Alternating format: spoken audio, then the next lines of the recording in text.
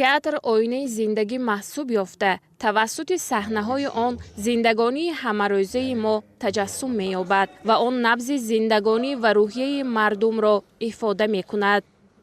мақоми театр ҳама вақт воло буд, ҳаст ва мешавад. шахсе ки худро ҳурмату эҳтиром мекунад, мехоҳад ки аз як тарафи худро бинад, ҳатман бояд ба театр биёяд. дар урфият мегӯянд, он бузургоне ки ба мо дарс доданд мегуфтанд ки театр оинаи ҳаёт ва ҳамин ҳақ асту рост. он камбудие ки дар ҷомеаи мо имрӯз мо мебинем, театр бо омада дида ислоҳ кардан мумкин.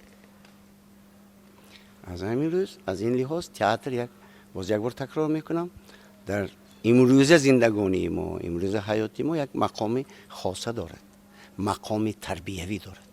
вақте ки нафси гарми тамошобина ҳис мекунед шумо, вақте ки тамошобин медонад ки театр ду тарафаш кушода, актёрҳо аз онҷо мебаранд, ҳунарнамоӣ мекунанд, вақте ки гирья мекунанд, офарин мехонанд, ин қимматтарин чиз аст. дар театри давлатии Мазҳака мусиқии ба номи Камоли Хуҷандии шаҳри Хуҷанд намоишномаи драмавии саҳнавӣ таҳти унвони «Қарзи виҷдон» ки аз рӯи асари нависандаи шинохта Султон Сафаров таҳия шудааст, ба саҳна гузошта шуд, ки ба масъалаҳои муҳими иҷтимоӣ, аз он ҷумла ба мавзӯи масъулияти шаҳрвандӣ, рисолати инсон дар ҷомеа, арҷгузории ба арзишҳои миллӣ ва ба масъулияти тарбияи фарзанд бахшида шудааст. имрӯза намоиш дарди ҷомеа мебошад. ҳастанд дар ҷомеаи мо ин гуна фарзандҳо, ин гуна набераҳо ки бемодар калон мешаванд, ирка аз худ рафтанд, бибиашон калон мекунанд, тамоми ҳастӯи нестияшонро барои фарзанд, барои набера мебахшанд. ва имрӯз ин як проблемаи калон ки падар бо дасти худ писарро ҳукм мебарорад.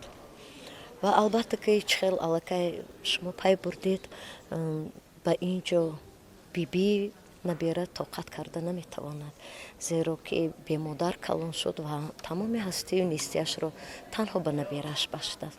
ва ман фикр мекунам ки ин намоиш албатта тамошобину худро меёбад. намоиш бо маҳорати баланди ҳунарпешагони театр ба саҳна гузошта шуда, муҳтавои пурмазмуну таъсиргузори он тамошобинро ба андеша вомедорад. дар намоишнома чанд нақшҳо ҳастанд ки беҳад мукаммал ҳастанд, бо як дараҷаи баланд бозӣ карда шуд. аз тарафи тамошобинон бошад, агар пазируфтанд бо як қарсакҳои пурмавҷ ки ин намоишнома барои тамошобин пешкаш карда шуда бошад. бо ин намоишномаҳо албатта барои халқи азизи мо хизмат мекунем. қаҳрамони асосӣ бинобар серкорӣ аз тарбияи фарзанди ягонааш дур мемонад. писараш ки аз таваҷҷӯҳи падар маҳрум аст, ба роҳи хато меравад.